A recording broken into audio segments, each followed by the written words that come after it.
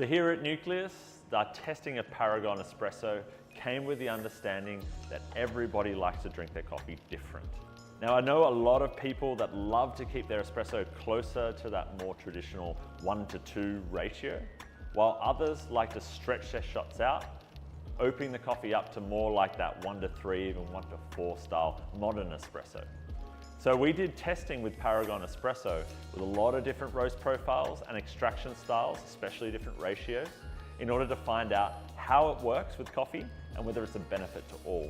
So today I want to focus on the 1:2 ratio to see how Paragon Extract Chilling will affect it.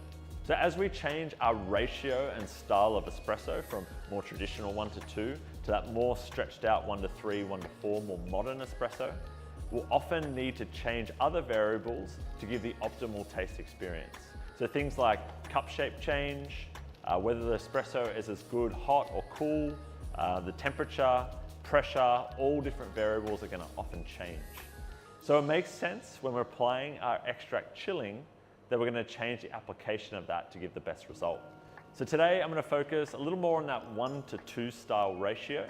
I have two different roast profiles that are very different coffees, and we're going to try the 12 gram versus the entire pour extract chill to see what works for each of these coffees. All right, so the first of these coffees is the lighter of the N degrees. So it's quite a fast roast profile, around 9 minutes. It's got reasonably short development, and it's only got 3.5 to 4 degrees increase after first crack. So we're sitting on that lighter, brighter end of the spectrum for that 1:2 style ratio. After doing some dial in, I found 20 grams in, 39 grams out. Seems to be working really nicely. So now I'm going to apply that extract chilling to see how the different amounts of chilling will affect the taste of the espresso.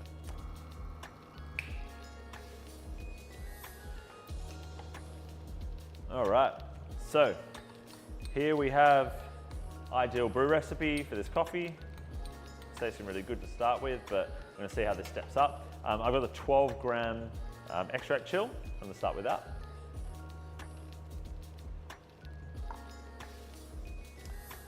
All right, so this has really stepped up the vibrancy of this coffee compared to no chill. Orange acidity, it's really vibrant, fresh, and it's quite round. We have a softness in the back of the palate. It's not going into that sort of sharpness and roughness like I would get without the extract chilling. I'm really liking that vibrancy, the freshness. I'm getting this sugary quality on the finish. Really, really nice. So the extended shot. All right, so a little weird here. The acid has gone almost a little bit sour. It tastes like the coffee is a little tight. It's almost like the coffee's too concentrated, and that acid is peaking in the middle of my palate, and it's not really extending through. So it's kind of coming off like a little bit of astringency. I'm not really getting any flavor gain here. We know chemically by stretching the entire shot, we don't get a lot more volatile compounds comparing with the first portion. So in this case, I'm going to roll with 12 grams just because it's got that more rounded expression. It has vibrancy, but it's also got roundness and softness to the palate as well. So let's try another roast profile.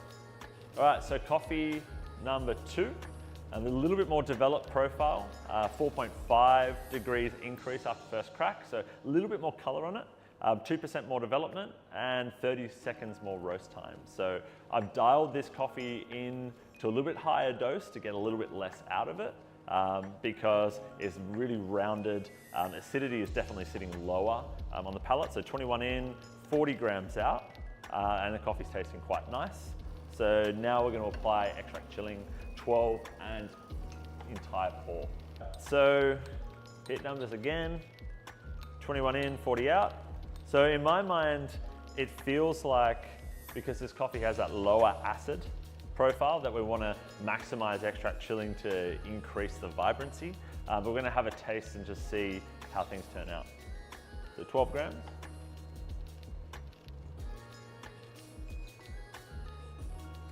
It's so much better than the original shot.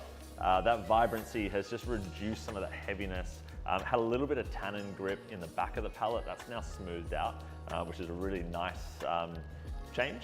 I'm getting more of this raisin quality. It's lifted up some of the stone fruit quality in there as well. Some of that sort of darker chocolate quality has smoothed out, which is really nice. Yeah, I'm really liking the improvement.